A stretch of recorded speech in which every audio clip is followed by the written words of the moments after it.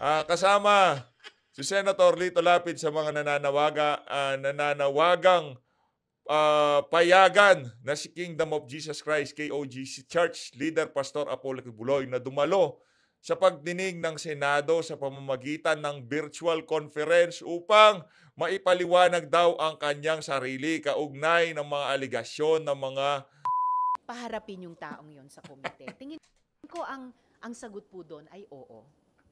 Are you not ano-ano disappointed po dun sa action ng ilan dito? paharapin. Yung taong yon sa komite. Tingin ko ang sagot po doon ay oo.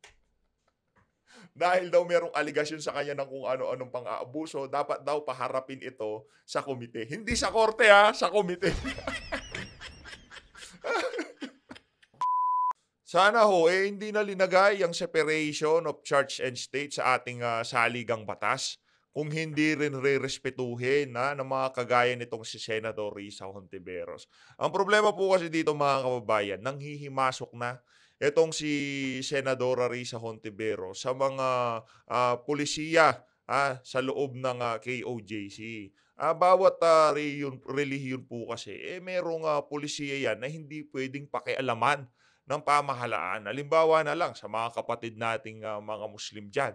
Basta kaya mong sustentuhan, kaya mong suportahan ng medyo maraming asawa, pwede. Pero gawin mo yun bilang Katoliko, naku po, talagang mayayari ka. Malulumpo ka sa una mong asawa at makukulong pa po kayo ng iyong kinakasama. Pero sa ibang mga relihiyon, pwede yun. Ay hindi pwedeng pakialaman ng Estado yung pulisiya ng relihiyon na yon. No? Kagaya ng pagbibigay ng ikapo, pagbibigay ng tithes ng ibang mga relihiyon. Hindi po yung pwedeng pakialaman ng Estado. Yung percentage sa kanilang sweldo.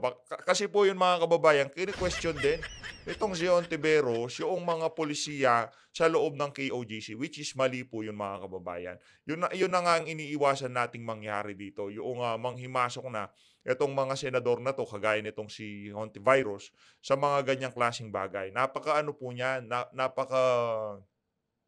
napaka mapanganib niyan, Senator Risa Hontiveros. Especially sa ating bansa, mga kababayan, napakarami pong iba't ibang relihiyon. Ngayon, pagka sinabi nitong KOGC, since pinapakialaman nyo kami, bakit hindi kaya natin pakialaman lahat? Di ho ba? No, yan lang pinapakialaman nyo ang mga polisiya sa loob ng simbahan, yun yung mga batas nila sa loob ng kanilang relihiyon. Ngayon kung ang mga senador na 'to, lahat na lamang ng mga relihiyon, pagka hindi nila nagugustuhan ng mga patakaran dun sa mga partikular na relihiyon na yun, pinanghihimasukan nila, magkakaproblema po tayo diyan. Subukan mong gawin 'yan sa mga kababayan nating mga Muslim. Pakialaman mo yung mga ano nila, yung mga paniniwala nila. Binigyan tayo ng pantay-pantay na karapatan. Meron tayong freedom of religion. Ngayon, kung umanib ka dun sa relihiyon na yon, merong ganong klaseng patakaran yon, hindi po natin pwedeng panghimasukan yan. At dito po tayo bumilib, mga kababayan. Nagsalita na po itong si Senator Lito Lapid. Senator pala itong si Senator Lito Lapid. Nandyan pala siya sa Senado. Pero bago po natin umpisahan ang ating talakayan, no? Gusto muna po natin magpasalamat sa ating mga bagong member sa PH Update, mga PH Update Warrior. Ito pong si Sir Dennis Gonzales, shoutout po sa inyo. At dito kay Joey Kid Kulafu, shoutout sir. Maraming salamat po sa pagpapamember. Makakadalawang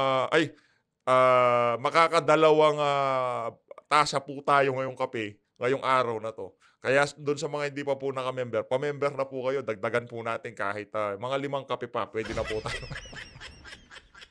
Pwede na po tayo ngayong araw. Target ano po natin ngayong buwan na to, at least maka 500 new member po tayo. Magpa-member na po kayo mga kababayan, napakamura lang po niyan. Ayun na nga no mga kababayan, unahin na po muna natin itong si Senator Lito Lapid. Ang sabi po nitong si Lapid. Senator, nandiyan ka pala, sir? Tagal mo na di nagpaparamdam, Hindi, ano yan. Ganyan lang si Senator Lito Lapid. Tahimik lang yan. Kumbaga, parang ninja yan, ninja. Nagtatrabaho siya sa shadow. Hindi siya nagpapakita. Basta ano lang siya, kumbaga low-key lang ako, ha. Ako si Senator Lito Lapid, ano lang ako, kumbaga simple lang ako pero pagka nagtatrabaho ako, tahimik lang. Ninja nga, ninja 'yan. Lapid, nais magpaliwanag si Kibuloy online. Bugbog na siya, eh. Talagang bugbog na po ito si Pastor. Bugbog sarado na po itong mama. Bugbog sarado na po at, yung ibang mga, social, mga jukebox vlogger, sumausaw na rin po dito sa issue na 'to. Mamaya po pag-uusapan natin 'yan. Ang sabi po nitong si Senator Lito Lapid na ang ating iniidolong senador na may pagka-ninja. Uy, Senator, huwag kang magalit, bati tayo, okey. Kasama si Senator Lito Lapid sa mga nananawagang payagan na si Kingdom of Jesus Christ KOGC Church Leader Pastor Apollo Kibuloy na dumalo sa pagdinig ng Senado sa pamamagitan ng virtual conference upang maipaliwanag daw ang kanyang sarili kaugnay ng mga aligasyon ng mga pang-aabusong ibinabato sa kanya. Yan ang mga senador. Tahimik lang pero merong sense. 'Di ba? Yan po, ganyan, yan ang makikita natin na kumbaga merong, kahit kaunting, konsensya. Meron po siyang kaunting konsensya, 'no? 'Di kagaya ng ibang mga senador diyan, ano, Senator Risa Hontiveros, nakikiusap na yung mga kasama mo diyan, napakawalang hiya mo naman, senador. Mahiya ka naman ho. Masyadong obvious na yung pag-eepal mo. Sobra-sobra na. Kumbaga, sagad-sagad na po yung pag-eepal mo, Senador Risa Hontiveros. Itigil nyo na po yan. Kung gusto nyo lang namang marinig itong mga punto de vista, paliwanag nitong si Pastor Apollo Kibuloy, pahintulutan nyo ng dumalo kahit virtual lang. Hindi naman kailangan na mag-face-to-face kayo.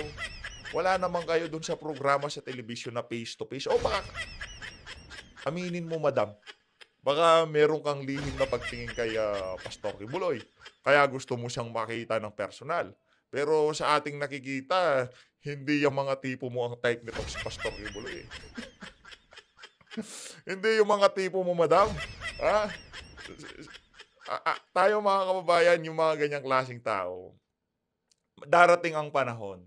Wag naman sanang umabot na, hindi naman natin pinapanalangin na magipit o gipitin itong si Risa Hontiveros kagaya ng ginagawa niyang panggigipit ngayon dito kay Pastor Apollo Kibuloy. Tandaan po natin, hindi pa po convicted. Wala pa pong hatol kay Pastor Apollo Kibuloy. Pero itong trial by publicity na inumpisahan itong si Risa Hontiveros, napakatindi po mga kababayan. Yun po ang kinakalungkot natin. Maging itong ating iniidolong senador, si Senator Ninja, Senator Lito Lapid, sa shadow lang po kasi nagtatrabaho. Alam mo po yung mga ninja, sa ano lang yan. Kumbaga nasa background lang sila pero ang daming ginagawa ng mga yan. Magtataka kayo, nandiyan pala si Senator Lito Lapid. Pero nagtatrabaho ho yan. Hindi sarcasm, hindi sarcastic to na. Ganun lang talaga tayo, tumatawa tayo pag ganun po talaga.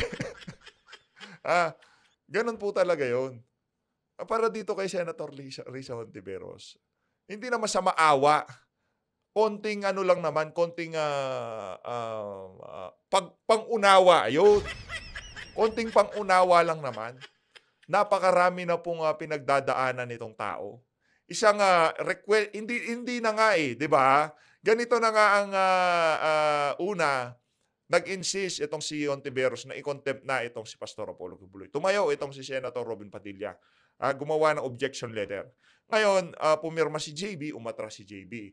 Alam na ng mga senador na hindi na makakakuha ng sapat na pirma itong si Pastor Apollo Kibuloy, itong si Senator Robin Padilla. Kaya yung iba, tumayo na para ikayatin, convincein itong si Hontivirus, itong pinaka-epal at most hated, ngayong araw na to, ngayong mga panahon na to, most hated Senator Risa Hontiveros na payagan na dumalo via virtual itong si Pastor Kibuloy diyan sa hearing sa Senado. Bakit hindi mo pa naman pagbigyan? Sana wag naman umabot sa punto na pagdating ng panahon, ikaw naman ang malagay diyan sa ganyang klaseng problema, no? Kaya dapat po talaga yung noong nasa PhilHealth itong si Risa Hontiveros, imbestigahan yung mga pondo doon. Siya sa atin. Kasi kailangan para meron tayo para in aid of legislation sa mga susunod na panahon, hindi na maulit yung mga aligasyon na nangyari noong nasa PhilHealth pa itong si Risa Hontiveros. Kailangan po natin pag-usapan yun. Yun po ang importante ngayon. Ito naman po mga kababayan, si Vice President Sara Duterte nagsalita na rin po sa kinahaharap na problema nitong si Pastor Apollo Kibuloy. Hindi biro ang mga pangyayari at paratang na ganito. Nararapat lamang na bigyan ng patas na laban at sa tamang korte. Lagi po tayong manalangin para sa hustisya at katotohanan. Justice and the truth cannot be achieved in trial by publicity, but by the day in court. Sabi ni Vice President Sara Duterte. VP Sara, wala naman pong puso, wala pong lamang loob yan si Risa Hontiveros. Basta ang target niya po kasi, VP Sara, makaladkad itong si Pastor Apollo Kibuloy. Mapahiya niya sa Senado, sa buong Pilipinas, makaladkad niya. Kasi publicity rin naman, bida siya dyan.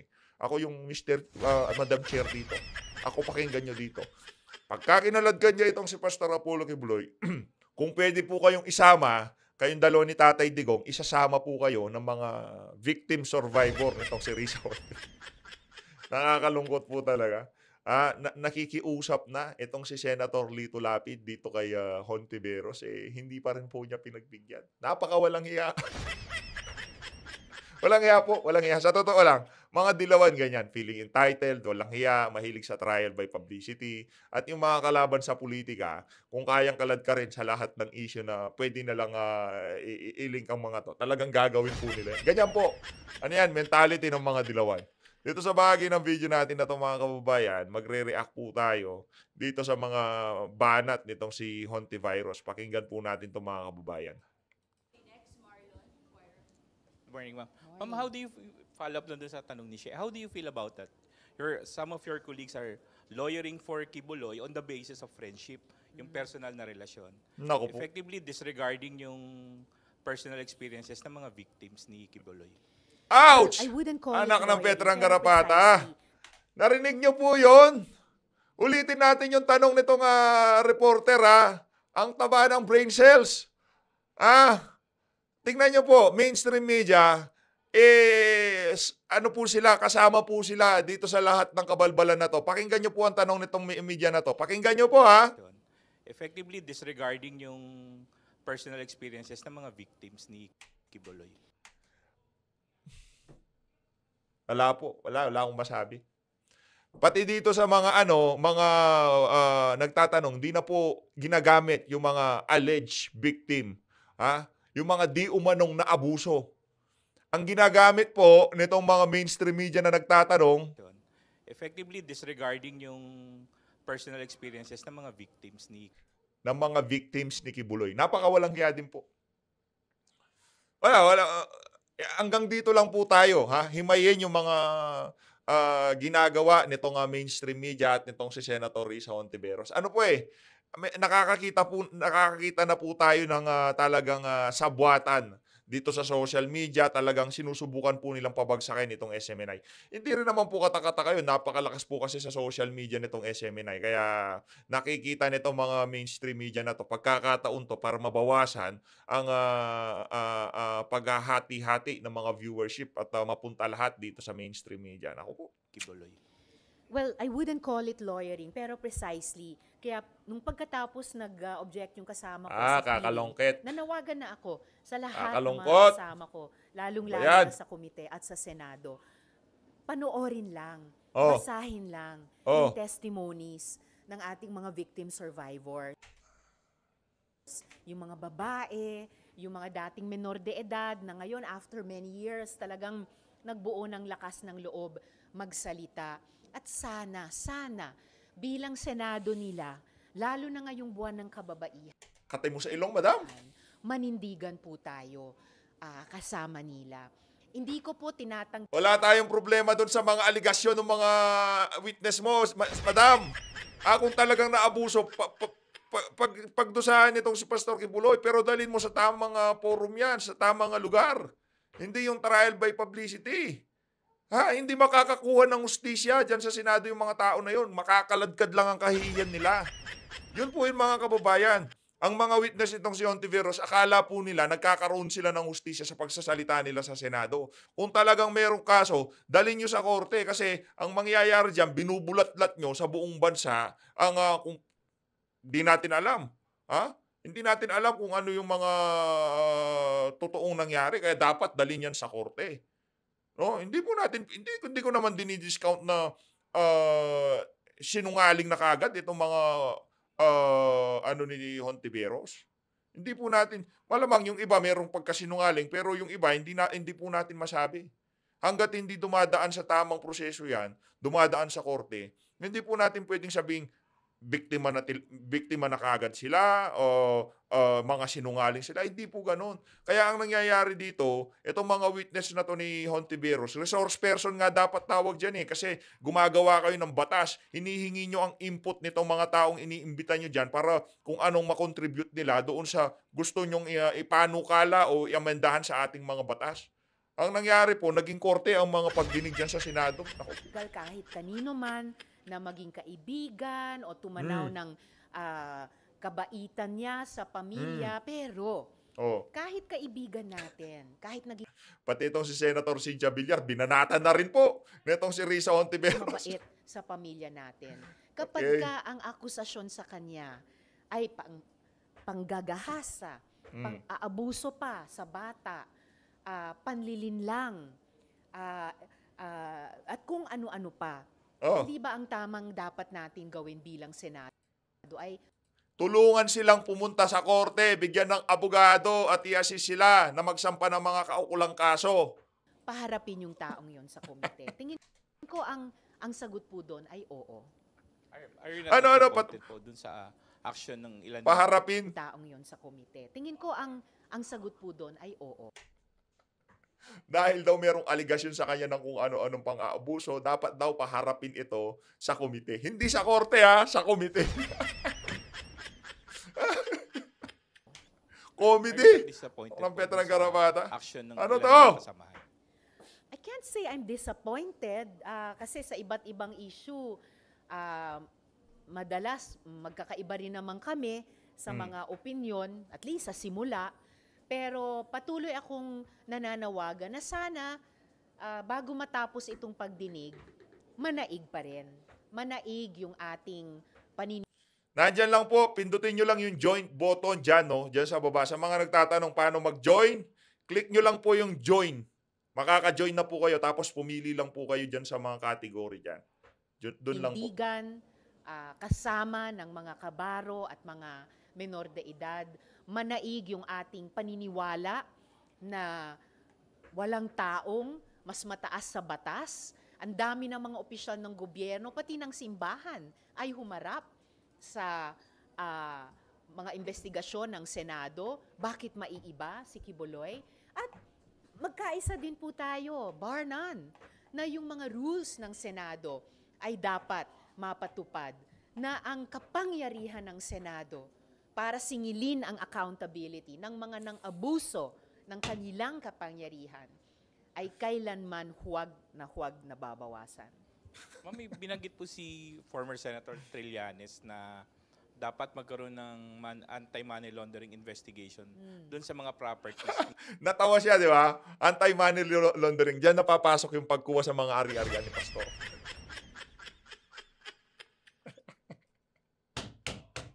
Ni Kibuloy.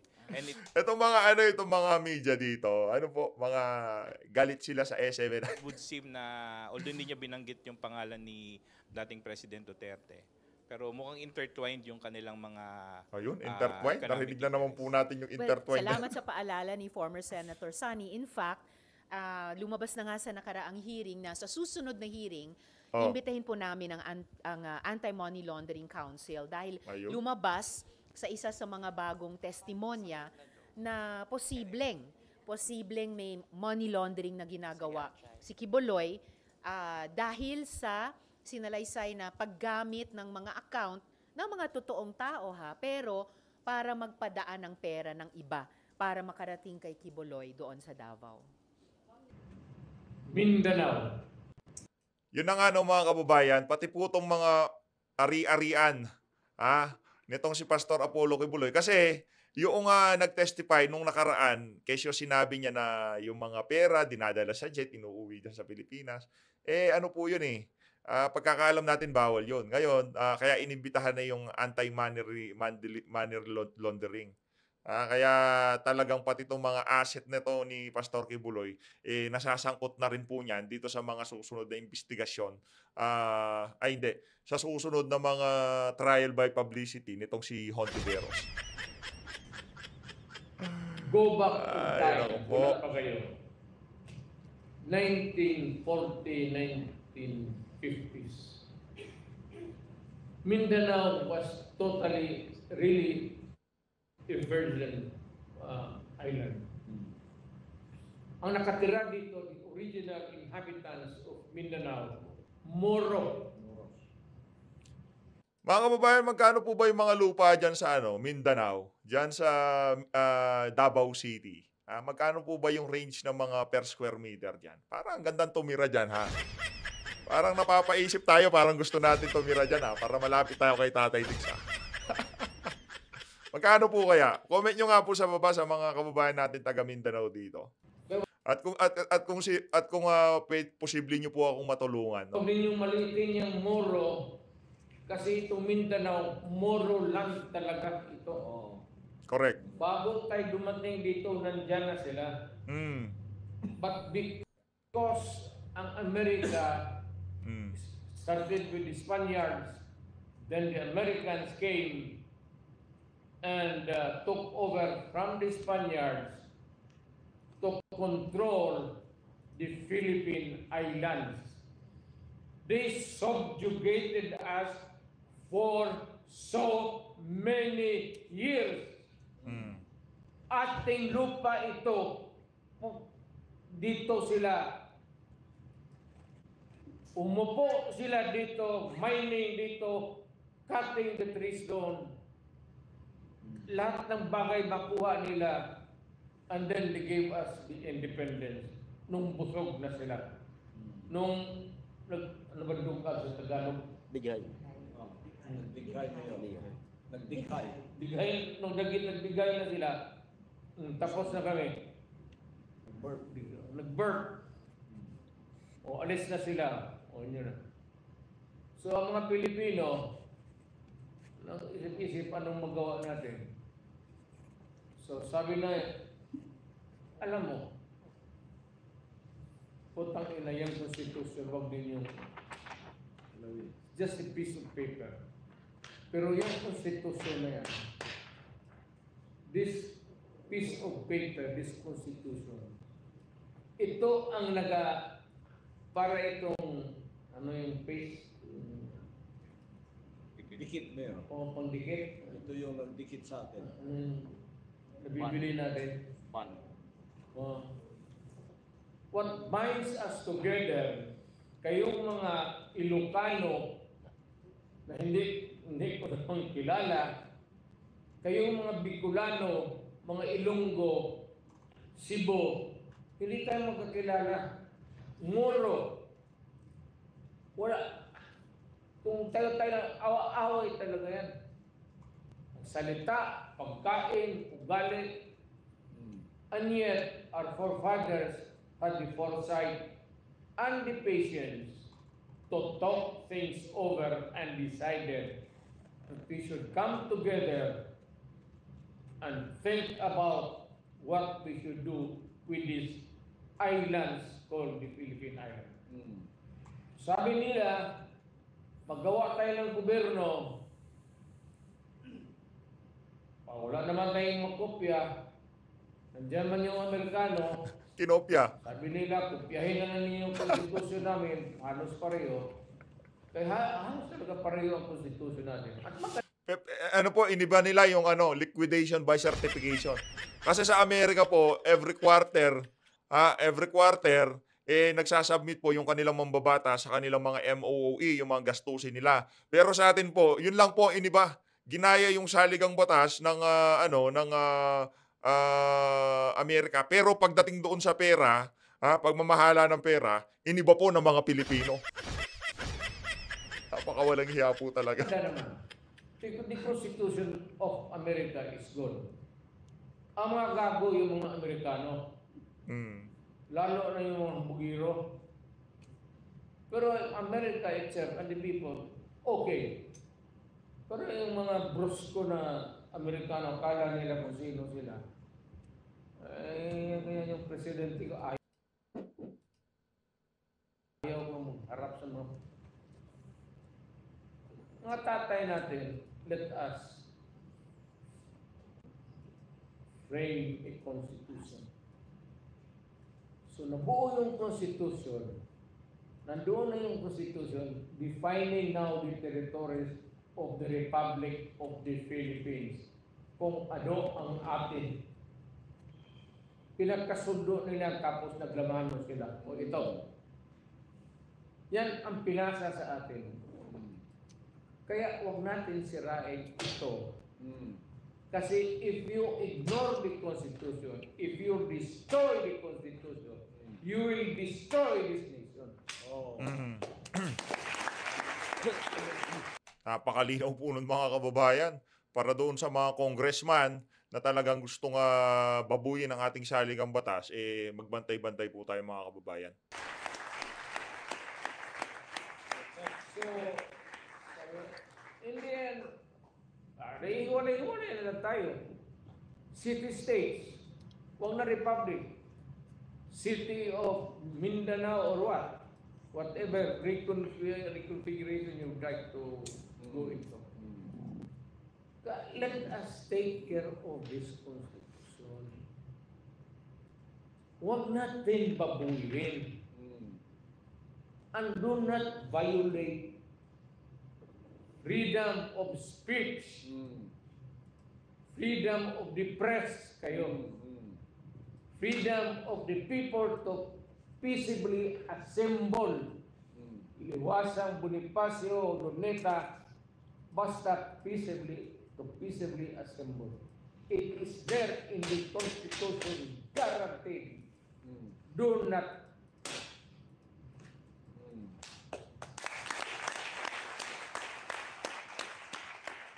Ibang klase po talaga mag-deliver itong si Tatay Digong. Talagang napakatindi po. pagka-ipit na yung tao, kailangan lagyan mo siya ng breathing spell. Bigyan mo kunting parang kung mag-overheat, tanggalin mo yung para sumingaw yung init, hindi mag-overheat. Pasalitain mo. Mm. That is the safety valve in a democratic society. Freedom of expression. Sa ayaw mo mat sa hindi, yung sabihin ko, ginusto mo man o hindi, kung sabihin ko. Wala kang magawa except kung tingin mo na sinungaling o hindi totoo o sinisiraan yung pagkatao mo, pamilya mo, you can always file libel. Yun na po ang problema. Go to court and seek a redress of your grievance. But never, alam mo, hindi ito ang kuwan. Ang Constitution allows you to talk about everything under the sun. Pati si Satanas, sabihin mo, kabarkada mo, kaibigan mo, kainuman mo, okay yan. Walang pipigil sa iyo. Sabihin mo, yung tao na putang inang yan, yung tao na magnanakaw, walang pipigil sa iyo. Freedom of speech. Kaya lang, may mga punitive actions later. Kung hindi Yun na nga mga kababayan, ito po ang problema sa pamahalaan natin ngayon. Pagka nagsalita ka, pagka hindi nila nagustuhan, iimbestigahan ka dyan sa House of Representatives. Tinanong lang tong si Speaker Martin Romualdez, ang napakatindi po ang inabot nitong si Ka Eric, di ba? Na-contempt pa sila. Nagtanong lang. Kaya ngayon, ang ginagawa nitong mga politiko na to, talagang pinipit-pit nyo yung taong bayan eh. Yung talagang inaano nyo eh, iniipit nyo eh. Ngayon, pagka pumutok yan, pasensyahan na lang tayo. Pasensyahan na lang po talaga mga kababayan. As always, mag-ingat po kayong lahat. Nandyan lang po yung joint button. Pangkapi po yan mga kababayan para lagi po tayong hype na hype po tayo dito sa PH Update. Pamember na po kayo mga kababayan.